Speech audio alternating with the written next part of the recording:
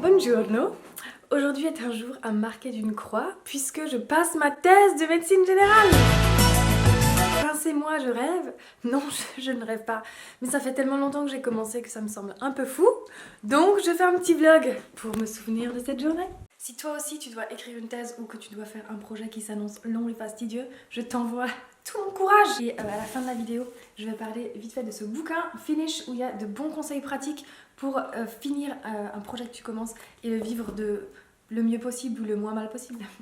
Et je vais aussi mettre en lien dans la barre d'infos une bonne vidéo d'une professeure canadienne sur le sujet Assieds-toi et écris ta thèse. Ta foutue thèse. Et ma thèse elle a lieu cet après-midi, la soutenance, et elle se fera par Zoom puisqu'on est en confinement, donc tout ça pour un vulgaire Zoom. Je me suis dit que j'allais travailler ce matin, que ça allait me détendre, mais j'ai peur.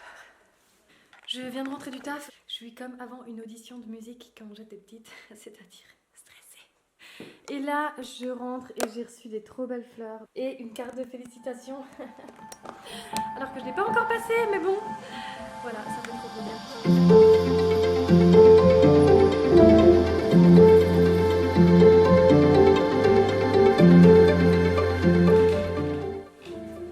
Rebecca passe sa thèse.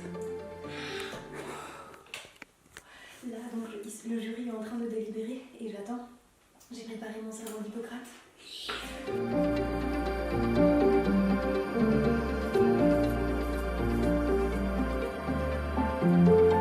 J'ai fini! J'ai fini! Elle a fini! 32 ans! You make me happy. Alors 2 jours sont passés, mais je prends quand même le temps de me poser pour vous résumer ce bouquin que je trouve absolument génial.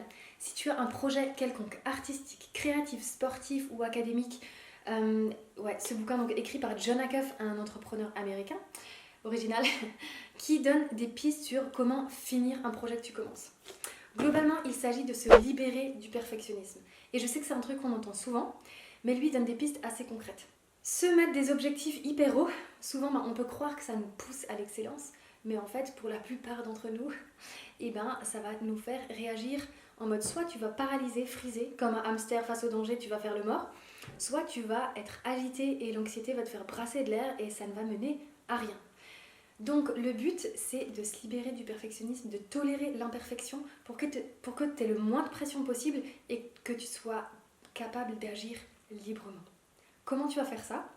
Premièrement, tu vas diviser ton objectif en 2. Par exemple, est-ce que tu veux faire un marathon? Nouvel objectif, semi-marathon.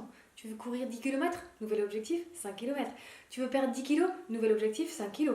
Et par exemple, tu veux écrire un album de 12 titres? Nouvel objectif, EP de 6 titres. Et pour les deadlines, tu vas les multiplier par 2. Par exemple, est-ce que tu veux écrire ta thèse en 6 mois? Donne-toi 1 an. Et je sais que c'est un conseil qu'on entend vraiment rarement parce que ça le fait pas. Et puis le perfectionnisme, il va te dire ouais, il faut que ça soit un objectif de ouf. Mais en fait, il est prouvé que quand on fait ça, plutôt que de te mettre une pression, ça va provoquer un élan. Et sans doute, au bout des 5 km que tu auras couru, quand tu auras atteint ton objectif en son temps, tu vas être là, en fait, c'est cool, je vais continuer. Peut-être qu'au bout des 5 kilos que tu as perdu, tu vas te dire, en fait, ça se passe bien, je me sens bien, je vais encore en perdre 2 ou 3, enfin peu importe, en fonction de comment tu te sens, de ce que tu veux. Donc ça, c'est le premier et je le trouve vraiment original comme conseil. Deuxièmement, rends ton objectif fun. Pour moi, ça voulait dire aller bosser dans des cafés ou avec des potes. Le perfectionnisme, il aime pas non plus cette règle parce qu'il va te dire non, faut que ça soit dur et saoulant, quoi. Faut vraiment que ça soit galère. Troisièmement, tu vas choisir ce que tu vas éliminer ou mettre de côté pendant la période de ton objectif. Le perfectionnisme, il va te dire t'es capable de tout faire en même temps. Il va te dire que t'es tout puissant. Mais en fait, non, tu es un humain, une humaine. Et accepter tes limites, c'est pas un signe de faiblesse, c'est plutôt un signe de maturité. Donc, qu'est-ce que tu vas peut-être ne plus pouvoir faire ou pouvoir moins faire pendant cette période? Peut-être que généralement, tu aimes vachement le sport, mais pendant l'enregistrement de ton album, tu vas pas pouvoir courir tous les jours. Peut-être que tu vas pouvoir voir moins de potes qu'un moment. Peut-être que tu vas pouvoir regarder moins de séries. En tout cas, réseaux sociaux, télé, Netflix, sorties, c'est généralement les trucs qui sont plus fréquents. Mais à toi de voir. En tout cas, ça peut juste te libérer de l'espace pour te focaliser sur tes priorités. Quatrièmement, quitte tes cachettes secrètes. C'est quoi tes cachettes secrètes? c'est là où tu vas, ou c'est ce que tu fais quand tu as peur d'échouer. En période de révision en médecine, j'étais la pro pour ça. Dès que je tenais pas absolument mon planning de révision, eh ben, j'allais passer 8 à 10 heures d'affilée derrière mon ordi. YouTube, Netflix, tu le cites. Ou alors cuisiner. Je peux te faire des fournées de 50 cookies alors que j'habite seule. C'est génial. Et c'est des choses qu'on fait spontanément, on s'en rend même pas compte. Qu'est-ce que tu fais ou où est-ce que tu vas quand tu as peur? Et là, il ne s'agit pas de te taper sur les doigts, de dire ah, vas-y, retourne au taf. Non, c'est plutôt de te rejoindre là où tu es, de t'accueillir avec bienveillance et de te rassurer en fait. De te rassurer parce que si on ne fait pas les objectifs qu'on a envie ou qu'on doit accomplir, c'est parce qu'ils représentent en quelque sorte des dangers ou qui déclenchent des peurs. Donc voilà, il s'agit plutôt de se réassurer que de se donner des coups de bâton. Et enfin, cinquièmement, débarrasse-toi de tes règles secrètes. Comme la cachette secrète, c'est quoi les règles secrètes? Eh ben, c'est des sortes de règles qu'on se fait de manière souvent inconsciente. Par exemple, ça peut être que je fasse tout seul. Ça peut être le succès est dangereux, il va provoquer de la jalousie chez les autres, je risque de perdre des relations. Ça peut être l'argent, c'est mal. Enfin, on a tous des pensées comme ça. Il y en a qui disent des pensées limitantes, mais qui sont pas forcément vraies et qui nous bloquent dans notre marche. Je t'invite à simplement dire, à prêter attention aux histoires qui tournent peut-être spontanément dans ta tête. Qu'est-ce qui se passe et qu'est-ce qui te bloque pour pouvoir peut-être agir plus intentionnellement, tu vois, que réactionnellement. If it makes sense, si ça a du sens.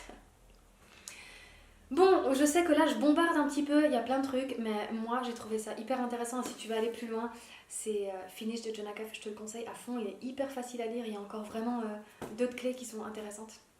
Pour finir, moi je veux juste te demander, est-ce que tu aimes ce que tu fais? Est-ce que ton projet ou ton taf, ou je ne sais pas, ton objectif, pourquoi tu l'as fait au départ? Et est-ce que tu l'aimes encore? Parce que des fois le perfectionnisme, il va te garder coincé dans un truc et il va te dire, t'as commencé ça, faut absolument que tu finisses. Et maintenant t'as aussi le droit peut-être de voir, en fait, non c'est plus ça. Donc je choisis d'arrêter et je réoriente mon bateau et je choisis autre chose. Moi c'était compliqué parce que la thèse, premièrement j'avais aucune envie de la faire. Le sujet m'intéressait mais le processus pas du tout. Donc c'est vrai que j'avais pas vraiment les éléments en main pour que ça soit un processus fluide. Mais même comme ça, j'ai mis du temps, mais j'ai réussi. Donc, spécialement si tu es en médecine et que tu as ta thèse à faire, mais oh là là, mais je t'envoie tout mon courage et je te dis que je te comprends, que j'en ai versé des larmes et que franchement c'était vraiment dur, mais c'est fini. Et un jour pour toi aussi, ça finira et après, ce sera une nouvelle saison et une nouvelle aventure. Alors voilà, plein de courage à chacun et merci d'avoir regardé cette vidéo. Bye!